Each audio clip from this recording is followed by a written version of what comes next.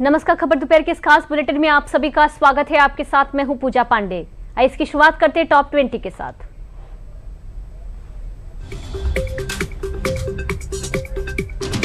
प्रधानमंत्री मोदी ने space startup CEO से बातचीत की, भारत की प्रतिभा और अंतरिक्ष क्षेत्र की उपलब्धियों को सराहना की। प्रधानमंत्री मोदी ने स्पेस सेक्टर में टैलेंट पर दिया जोर, कहा कि देश को वैश्विक स्पेस टैलेंट के लिए आकर्षण का केंद्र बनना चाहिए। यूपी की परिषदीय स्कूलों में रसोइयों का मासिक मानदेय 2007 से बढ़ाकर 3000 रुपए किया गया। रसोइयों को कैशलेस चिकित्सा सुविधा भी मिली है। एनटीए ने जयपुर केंद्र में AIAPGEAT परीक्षा संचालन मामले में एडवोकेटी करियर को नोटिस जारी किया है और कंपनी का पैनल निलंबित कर दिया गया है।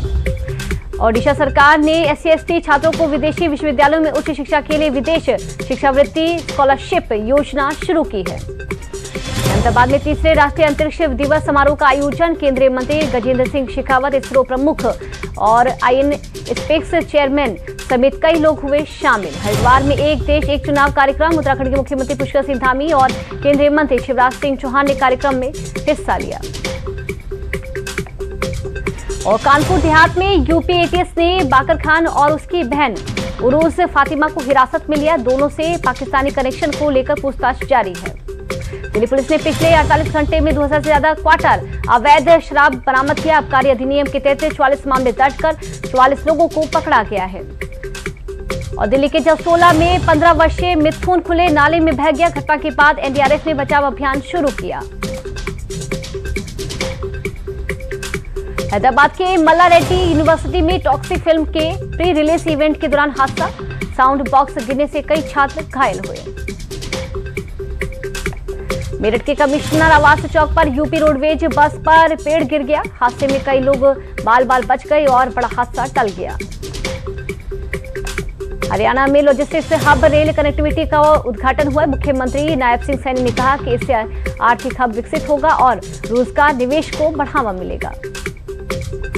ईरान की सर्वोच्च राष्ट्रीय सुरक्षा परिषद की सचिव मोहसिन रेजाई ने पड़ोसी देशों से को चेतावनी दी और कहा है कि ऐसा करने वाले देशों को ईरान दुश्मन मानेगा। कच्छ में कबाड़ उतारते समय विस्फोट हुआ, जिसमें 2 बच्चे समेत 4 लोगों की जान चली गई।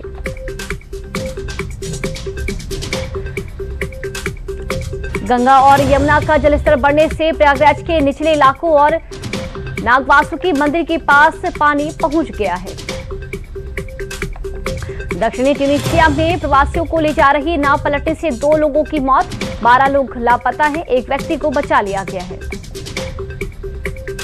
और टीवी चैनलों पर विज्ञापन प्रसारण की 12 मिनट की निर्धारित समय सीमा समाप्त कर दी गई है। ऑस्ट्रेलिया ने दूसरे टेस्ट में बांग्लादेश को 1 पारी और 51 रन से हरा दिया है। दोनों टीम श्रृंखला में 1-1 की बराबरी पर रही हैं। और महिला हॉकी विश्व कप में भारत ऑस्ट्रेलिया मुकाबला है, जहां सेमीफाइनल में पहुंचने के लिए भारत के लिए ये मैच जीतना जरूरी है। मैच रात 10:30 बजे शुरू होगा।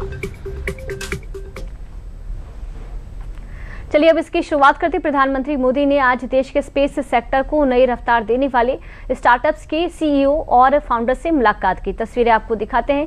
सुबह 10 बजे हुई इस बैठक में भारत के तेजी से बढ़ते निजी स्पेस इकोसिस्टम पर चर्चा हुई है। बातचीत में स्पेस टेक्नोलॉजी, नए इनोवेशन और आर्टिफिशियल इंटेलिजेंस जैसे मुद्दे प्रमुख रहे। प्रधानमंत्री मोदी ने स्पेस सेक्टर में काम कर रहे स्टार्टअप्स की ऊर्जा और महत्वाकांक्षा की भी सराहना की। उन्होंने मुलाकात की जानकारी सोशल मीडिया प्लेटफॉर्म X पर साझा की, जहां सरकार द्वारा अंतरिक्ष क्षेत्र को निजी कंपनियों और स्टार्टअप्स के लिए खोले जाने के बाद देश में सैटेलाइट, रॉकेट और स्पेस डेटा से जुड़े कई नए स्टार्टअप सामने आए हैं। जहां स्पेस स्टार्टअप्स के CEO और फाउंडर्स के साथ बातचीत के दौरान प्रधानमंत्री मोदी ने क्या कुछ कहा है, आइए सुनते हैं।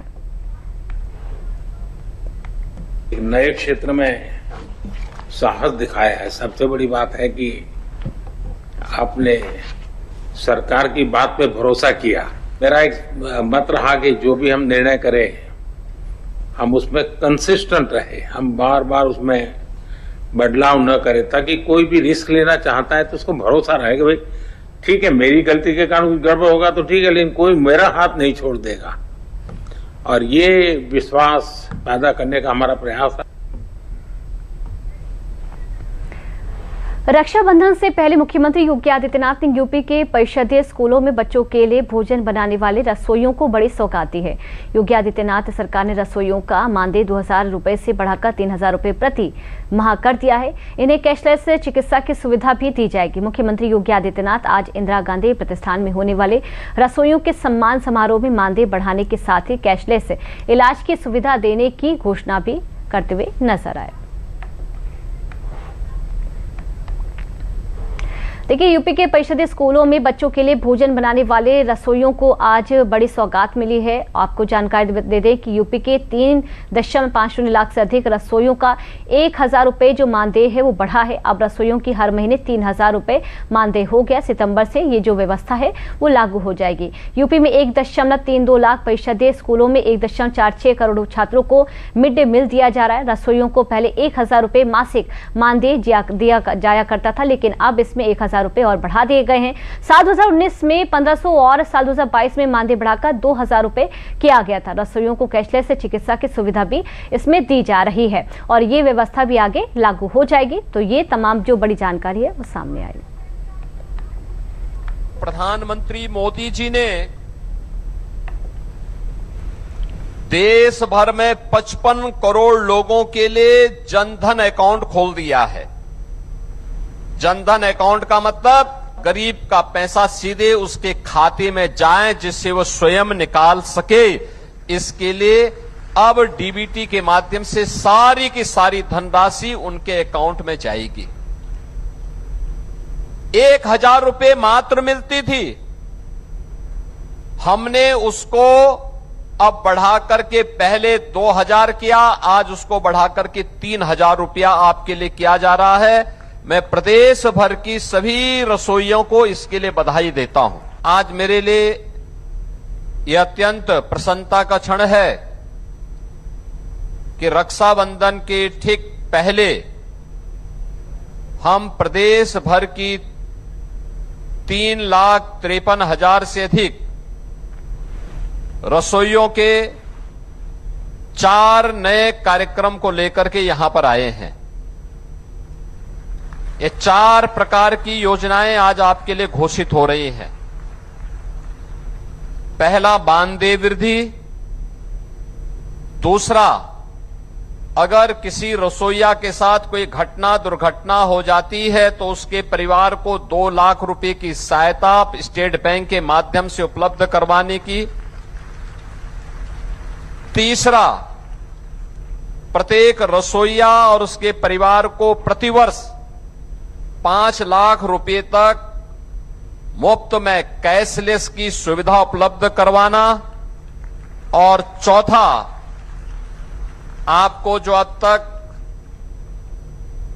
ड्रेस के लिए यानी साड़ी के लिए 500 रुपए प्राप्त होता था, अब उसकी राशि को दोगुना करने के कार्यक्रम के साथ यानी उसको 1,000 रुपए करने के लिए हम आज यहां पर एकत्र हुए हैं। यानी एक साथ रक्षाबंधन के पहले इतना बड़ा उपहार। वहीं कार्यक्रम से पहले की तस्वीरें भी अब आपको दिखाते हैं, जहां मुख्यमंत्री योगी आदित्यनाथ ने आयोजन स्थल पर लगी प्रदर्शनी को भी देखा। तस्वीरें आप देख सकते हैं। सीएम योगी ने बच्चों से संवाद किया। सीएम ने बच्चों द्वारा बनाए गए मॉडल भी देखे। मुख्यमंत्री योगी आदित्यनाथ ने बच्चों को दुलारा भी।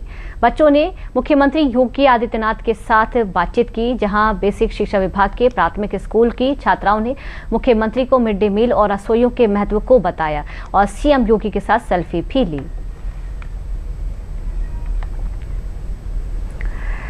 लखनऊ में मुख्यमंत्री योगी आदित्यनाथ ने स्वतंत्रता सेनानी और शहीद गुलाब सिंह लोधी की शहादत की सालगिरह पर आयोजित कार्यक्रम में हिस्सा लिया। सीएम योगी ने उनके चित्र पर पुष्पांजलि अर्पित कर श्रद्धांजलि दी। उन्होंने कहा कि गुलाब सिंह लोधी भारत माता के महान सपूत और अमर शहीद थे। मुख्यमंत्री के मुताबिक 30 अगस्त साल 1935 को ब्रिटिश शासन को चुनौती देते हुए गुलाब सिंह लोधी ने महज 32 वर्ष की उम्र में इसी पार्क में तिरंगा फहराया था। योगी आदित्यनाथ ने कहा कि प्रदेश सरकार और जनता की ओर से शहीद गुलाब सिंह लोधी को विनम्र श्रद्धांजलि अर्पित की गई है। भारत माता के महान सपूत, अमर शहीद गुलाब सिंह लोधी जी की स्मृतियों को नमन करते हुए मैं विनम्र श्रद्धांजलि अर्पित करता हूं। 23 अगस्त 1935 ब्रिटिश हुकूमत को चुनौती देते हुए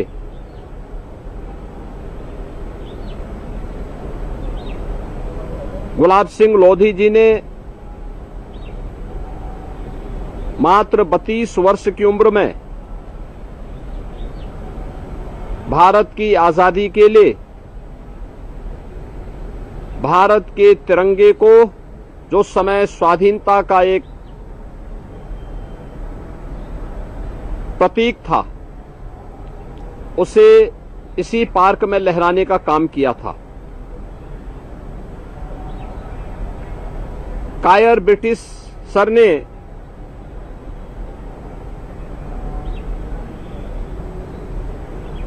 गुलाब सिंह लोधी जी के इस पराक्रम पर उन्हें गोलियों से भून दिया था। गुलाब सिंह लोधी बलिदान हुए, लेकिन भारत की स्वाधीनता का एक स्वर्ण पृष्ठ आने वाली पीढ़ी के लिए छोड़ गए। परिणाम था मात्र 12 वर्ष के बाद ही यह देश ब्रिटिश हुकूमत की दास्ता से मुक्त होकर के स्वाधीन हुआ। अब खबर चीनी की कालाबाजारी और जमाखोरी को लेकर मुख्यमंत्री योगी आदित्यनाथ की सख्ती की है। जहां त्योहारों का सीजन करीब है, चीनी के दाम बढ़ रहे हैं और इसी बीच केंद्र सरकार के यूपी सरकार ने जमाखोरों पर शिकंजा कसने की तैयारी कर ली है। मुख्यमंत्री योगी आदित्यनाथ ने चीनी की उपलब्धता और स्टॉक को लेकर उच्च स्तरीय समीक्षा बैठक की। खुदरा बाजार में चीनी के दाम 60 रुपए प्रति किलो के पार पहुंचने की खबरों के बीच योगी सरकार ने साफ कर दिया है कि प्रदेश में चीनी की कोई कमी नहीं है। सरकार के मुताबिक यूपी की निजी, सहकारी और निगम चीनी मिलों में पर्याप्त स्टॉक मौजूद है। चीनी की उपलब्धता बरकरार रखने के लिए योगी सरकार ने कई निर्देश भी जारी किए हैं। अब वो निर्देश क्या है वो आपको बता रहे हैं। कोई भी डीलर या कारोबारी 30 दिनों से ज्यादा चीनी का जो भंडार है वो नहीं कर सकेगा। ये जो कड़े निर्देश हैं वो जारी किए गए हैं। एक समय में 400 टन से अधिक चीनी स्टॉक रखने वाले डीलर्स पर भी कार्रवाई होगी। इसके अलावा ये भी आपको जानकारी दी कि नियमों का उल्लंघन करने और अवैध तरीके से स्टॉक छिपाने वालों पर भी सख्त जो एक्शन है वो देखने को मिलेगा। ऐसे मामलों में आवश्यक सेवा अनुरक्षण कानून यानी कि एस्मा के तहत कानूनी जो कार्रवाई है वो की जाएगी। सभी जिलों के डीएम को गोदामों की जांच और भौतिक सत्यापन के भी जो आदेश हैं, जो निर्देश हैं वो दिए गए हैं। तो इसके बाद तमाम जो अधिकारी ग्राउंड पर पहुंचेंगे। यूपी के निजी, सहकारी और निगम मिलों में 189.38 लाख क्विंटल जो चीनी का पर्याप्त स्टॉक भी मौजूद है। इसलिए राज्य में चीनी की कोई भी वास्तविक किल्लत नहीं है और इसको लेकर आगे भी कार्रवाई की जाएगी अगर कोई भी लापरवाही बरतता है। थोक उपभोक्ताओं के लिए भी स्टॉक लिमिट को घटाकर अब यहां पर 15 दिन कर दिया गया है, तो और जो 1 सितंबर से 30 नवंबर तक प्रभावी रहेगा। आपको यह भी जानकारी दे दी कि आर्टिफिशियल शॉर्टेज पैदा करने वाले सिंडिकेट को भी तोड़ना रहेगा। उनके खिलाफ भी ये कार्रवाई होगी। त्योहारों के दौरान आम जनता को सही दामों पर चीनी उपलब्ध कराना भी इसका मकसद है, इस आदेश का, इस निर्देश का। तो आपने देखा कि किस तरह चीनी की जमाखोरों पर यूपी सरकार ने शिकंजा कसने की तैयारी कर ली है। तो वहीं त्योहारों को देखते हुए मिलावटखोरों पर भी सख्त एक्शन लिया जा रहा है। आपको तस्वीरें दिखाते हैं कि किस तरह उत्तर प्रदेश के अलग अलग जिलों में मिलावट के खिलाफ अभियान चलाया जा रहा है। तस्वीरें लखनऊ से हैं, आजमगढ़ से है और नोएडा से है। लखनऊ के कारोकोरी में 1675 किलोग्राम दूषित मिठाई और 1000 लीटर जो घोल गड्ढा खोदकर नष्ट कराया गया है। वहीं आजमगढ़ में विभाग की टीमों ने विभिन्न क्षेत्रों में छापेमारी कर खाद्य पदार्थों के 8 नमूने लिए हैं, जहां रामपुर मुसेपुर की एक मिठाई निर्माण इकाई से बर्फी, मिल्क केक, सूजी के नमूने लिए गए हैं। जांच के दौरान 250 किलो मिठाइयां जब्त कर नष्ट कराई गई, जहां बुढ़नपुर के 2 प्रतिष्ठानों से छेना मिठाई और काला जाम, गंभीरपुर से रिफाइंड सोयाबीन ऑयल और सगड़ी से दूध का नमूना लिया गया है। सभी नमूने जांच के लिए प्रयोगशाला भेजे गए हैं। उधर नोएडा में खाद्य सुरक्षा एवं औषधि प्रशासन विभाग ने मिलावटखोरी के खिलाफ बड़ी कार्रवाई की है। टीम ने अलीगढ़ से एनसीआर में सप्लाई के लिए लाई जा रही मिलावटी पनीर की खेप पकड़ी है, जहां जांच में पनीर की गुणवत्ता बेहद खराब और दूषित पाए जाने पर करीब 350 किलो पनीर को मौके पर ही नष्ट करा दिया गया। पनीर के नमूने लेकर जांच के लिए प्रयोगशाला भेजे गए हैं। ये जिलाधिकारी महोदय के निर्देश है कि आगामी पर्व के दृष्टिगत जो है अभियान चलाया जाए और जो मिठाइयाँ हैं, खोया है, दूध है, पनीर है, इन सब पर विशेष रूप से सतत निगरानी रखी जाए। उस क्रम में खाद्य सुरक्षा अधिकारियों द्वारा इन प्रतिष्ठानों और इन लोगों को, मिठाई विक्रेताओं को ध्यान में रखते हुए इनके प्रतिष्ठानों का निरीक्षण किया जाता है। एक व्यक्ति द्वारा एक जगह से सूचना है कि जो है ऐसा एक जगह पे प्रतिष्ठान में बनावटकार मिठाई का किया जा रहा है, जो कि अस्वास्थ्यकर परिस्थिति में है और संदेहास्पद है। तो मेरे यहाँ खाद्य सुरक्षा अधिकारियों की टीम गई और वहाँ पर उन खाद्य सुरक्षा अधिकारियों द्वारा उसके पंजीकरण का परीक्षण किया गया, पंजीकरण पाया गया, किंतु जो है वहाँ पर संदेह के आधार पर 4 नमूने डोडा बर्फी, मिल्क केक, सूजी और रेस्टोरेंट की संग्रहित किए गए। इन नमूनों को राजकीय विश्लेषण विशेषज्ञ प्रयोगशाला को जांच हेतु प्रेषित किया जा रहा है।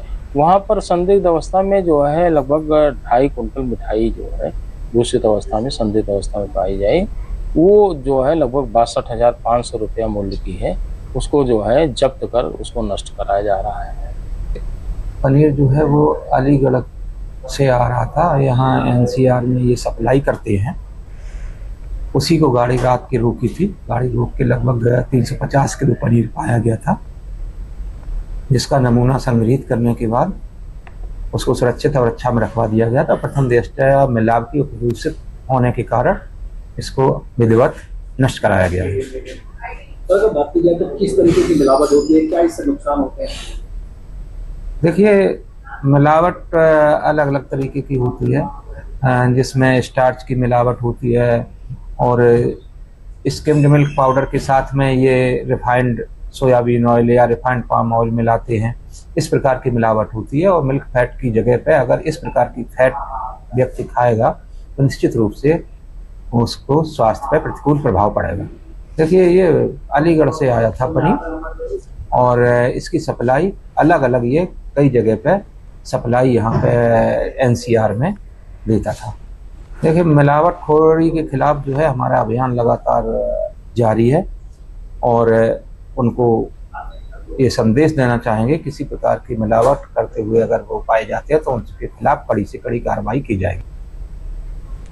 चलिए, वक्त तो चला एक छोटे से ब्रेक का।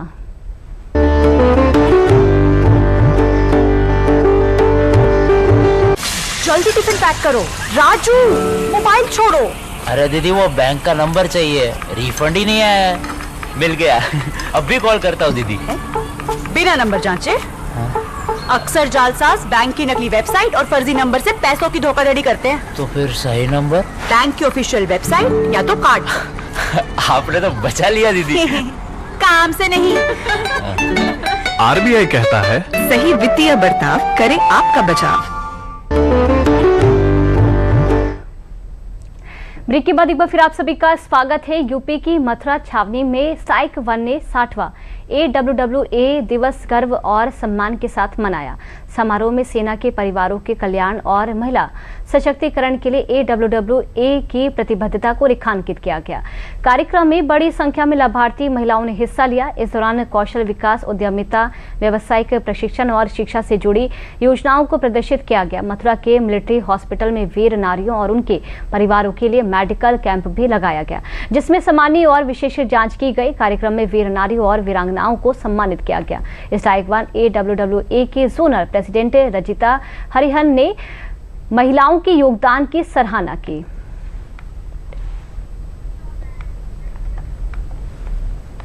तो आपको जानकारी दे दें कि उत्तर प्रदेश में लगातार हो रही भारी बारिश ने कई जिलों की रफ्तार थाम दी है। नदियां उफान पर हैं, गांव पानी से घिरे हुए हैं और खेतों में खड़ी जो फसलें हैं वो जल मग्न हो चुके हैं। तस्वीरें प्रयागराज, अमरोहा, बस्ती, बाराबंकी, संभल, हापुड़, वाराणसी और मुरादाबाद से हैं। प्रयागराज में भी कई इलाकों में जल भराव हो गया है। अमरोहा के टिंगरी में भी गंगा का पानी बढ़ने से तटीय इलाकों में रहने वाले परिवारों की चिंता बढ़ गई है। बस्ती में घाघरा नदी के बढ़ते जलस्तर से करीब आधा दर्जन गांव प्रभावित है और सैकड़ों एकड़ फसलें पानी में डूब चुकी हैं। वहीं बाराबंकी में सरयू यानी कि घाघरा नदी खतरे के निशान से करीब 50 सेंटीमीटर ऊपर बह रही है। प्रशासन हालात पर नजर बनाए हुए हैं। संभल में भी जगह जगह जल भराव की स्थिति बनी हुई है। हापुड़ में गंगा नदी के बढ़ते जल स्तर के कारण गढ़मुक्तेश्वर क्षेत्र के कई ग्रामीण इलाकों में बाढ़ जैसे हालात बने हुए हैं। वाराणसी और मुरादाबाद में भी बारिश से जनजीवन प्रभावित हुआ है। अब देखिए कहां पर क्या कुछ हालात बने हैं वो आपको बताएं। 258 गांव में जो है बाढ़ से प्रभावित हैं। 92 जो गांव हैं वहां पर आबादी और कृषि दोनों प्रभावित हो रहे। 27 गांव में कटान और 75 गांव में जलभराव से आबादी प्रभावित हुए। 91 गांव में कृषि प्रभावित हुए हैं, जहां 26 गांव में संपर्क भी मार्ग जो है वो कट चुका है। 157 गाँव में राहत कार्य जारी है और 1 लाख से ज्यादा अधिक ग्रामीण जो है वहां पर प्रभावित हुए। 15,000 से ज्यादा पशु हैं वो प्रभावित हो रहे हैं। उपचार और टीकाकरण भी व्यवस्था यहाँ पर देखने को मिल रही है। फसल क्षति के लिए 200.31 करोड़ रुपए का अनुदान भी जारी हुआ है। राहत बचाव के लिए 1500 जो ज्यादा नाव हैं और 621 मोटर बोट भी तैनात की गई हैं। 12 एनडीआरएफ और 9 एसडीआरएफ और 7 पीएससी टीमें भी राहत कार्य में जुटी हुई हैं। इसके अलावा 6000 से ज्यादा जो आपदा मित्र हैं और 12,000 से ज्यादा जो राहत चौपाले हैं वो भी सक्रिय यहाँ पर बनी हुई हैं। इसके अलावा राहत बचाव कार्य तेज हो चुका है। आपको जानकारी दे दें कि युद्ध स्तर पर राहत बचाव कार्य जो है जगह जगह पर देखने को मिला। 1500 से ज्यादा जो अधिक नावें हैं और सैकड़ों मोटर बोट तैनात किए गए ताकि लोगों को सुरक्षित बाहर निकाला जा सके। एनडीआरएफ एसडीआरएफ अलर्ट मोड पर है, जहां तटबंधों की लगातार निगरानी भी की जा रही है। कटान रोकने के पुख्ता इंतजाम भी देखने को मिल रहे हैं। प्रभावित परिवारों को भूमि पट्टा और आवास में प्राथमिकता दी जा रही है और 1500 से ज्यादा जो कम्युनिटी किचन है, लंगर है और 700 से ज्यादा जो मेडिकल टीमें हैं वो भी यहाँ पर देखने को मिल रही हैं।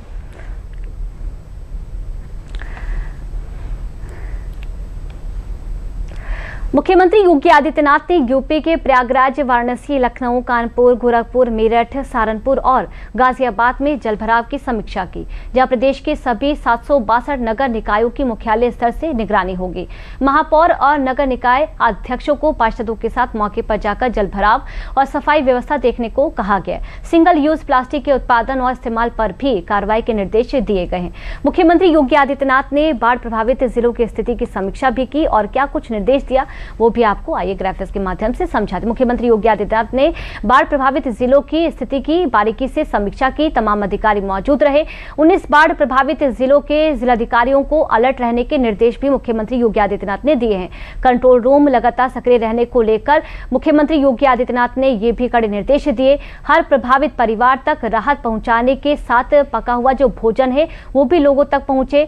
सूखा राशन उपलब्ध कराने के निर्देश भी मुख्यमंत्री योगी आदित्यनाथ ने दिए हैं और डीएम जो हैं वो सतर्क रहें। जहां नदी की धारा आबादी की ओर बढ़ रही है वहां ड्रेजिंग कराने को भी कहा गया है। संवेदनशील स्थान पहले से चिन्हित किए जाएंगे ताकि वहां पर पहले से ही जो व्यवस्था है वो देखने को मिले।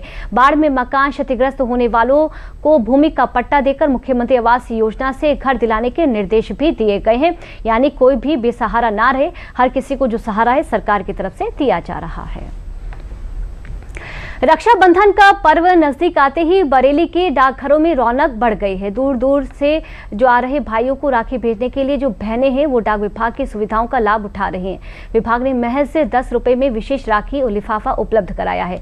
बहनें स्पीड पोस्ट, रजिस्टर्ड और साधारण डाक के जरिए देश के अलग अलग हिस्सों में राखियां भी भेज रहे हैं। विदेशों में राखी भेजने की भी व्यवस्था की गई है। रक्षाबंधन को देखते हुए डाकघरों में अतिरिक्त काउंटर और जरूरी इंतजाम भी किए गए हैं।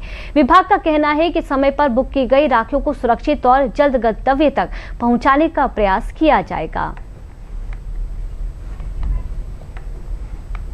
हमने अपने काउंटरों 4 काउंटर खोल रखे हैं। एक स्पेशल काउंटर राखी के लिए खुला है जहां पर बहनें खुद ही आकर के अपनी बुक कराएं और विदेशी और देशी दोनों के लिए सुविधाएं एक ही काउंटर पर हैं। और इसके अलावा जो है हमने स्पेशल अपना जो साधारण मेल के लिए रखा है वो 2 भागों में बांट रखे हैं। 2 टोकरी रखा दी हैं एक में भारतीय और एक में विदेशी डाक में डाल सकते हो। और ये पोस्ट कार्ड हमारा 10 रुपए का वाटर प्रूफ है, वो गरीब लोगों के लिए है, वो उसमें भी डाल सकते हैं। अगर वो चाहते हैं विदेश के लिए भी इसको लेकर के ही कर सकते हैं। वो अगर उससे मैं अपने भैया की राखी भेजने के लिए आई थी और पोस्ट ऑफिस वालों ने बहुत अच्छी सुविधा कर रखी है कि हम लोग अपने भाइयों से कहीं जो बहनें नहीं मिल पाती वो एटलीस्ट यहाँ पर आके पोस्ट कर सकती हैं, अपने भैया को राखियाँ भेज सकती हैं जो कि नहीं मिल पाते हैं, किसी कारणवश नहीं जा पा रही हैं। तो इस वजह से हम लोग यहाँ पे राखी पोस्ट करने आई थी। और हाँ, जरूर इतना तो है क्योंकि इतनी अच्छी सुविधा कर रखी है, इतना अच्छा इन्होंने ऑनलाइन सारी पेमेंट और ये सब कर रखा है, तो इससे इतना आराम हो गया है। तो ये मैं यहाँ पे राखी पोस्ट करने आई हूँ अपने भाई के लिए और मैंने यहाँ पे देखा बहुत अच्छी फैसिलिटीज हैं, मतलब हर चीज प्रोवाइड कर जा रही है। एनवलप है और भी चीजें हैं, कैश पेमेंट है ऑनलाइन। और हम चाहते हैं कि मतलब यहाँ के माध्यम से स्पीड पोस्ट से पहुँच जाए और मेरे भाई के हाथों में टाइम से राखी बंध जाए। मैं आई हूँ पोस्ट ऑफिस अपने भाई के लिए राखी भेजने के लिए और मैं चाहती हूँ समय से पहुँच जाए। हर गरीब है भाई के लिए समय से राखी पहुँचे और उसके कलाई में बंध जाए सही टाइम से। बलरामपुर जिले में मुख्यमंत्री युवा उद्यमी विकास अभियान के तहत युवा स्वरोजगार से जुड़ रहे हैं। वित्तीय वर्ष 2026-27 के लिए जिले को 1400 युवाओं को योजना से जोड़ने का लक्ष्य मिला है। अब तक 331 युवाओं को स्वरोजगार से जोड़ा भी जा चुका है। योजना के तहत 21 से 40 वर्ष की आयु के युवाओं को व्यवसाय शुरू करने के लिए 5 लाख रुपए तक का ब्याज मुक्त और बिना गारंटी ऋण दिया जा रहा है। योजना का लाभ पाने वाले युवाओं का कहना है कि पूंजी की कमी के कारण वे पहले व्यवसाय शुरू नहीं कर पा रहे थे, अब सरकारी सहायता से अपना रोजगार शुरू कर रहे हैं और दूसरों को भी रोजगार दे रहे हैं। जिला उद्योग केंद्र के उपायुक्त रवि शर्मा ने योजना को युवाओं के लिए लाभकारी बताया है।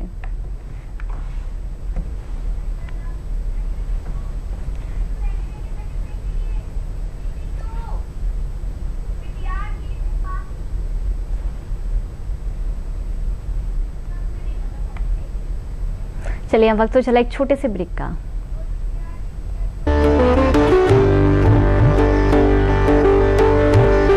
मेहमान आएंगे, हो सकता है इंडिया मैच जीतेगा, ये भी पॉसिबल है क्योंकि अनुमान सही या गलत हो सकते हैं, लेकिन HIV का अनुमान नहीं लगाया जा सकता है।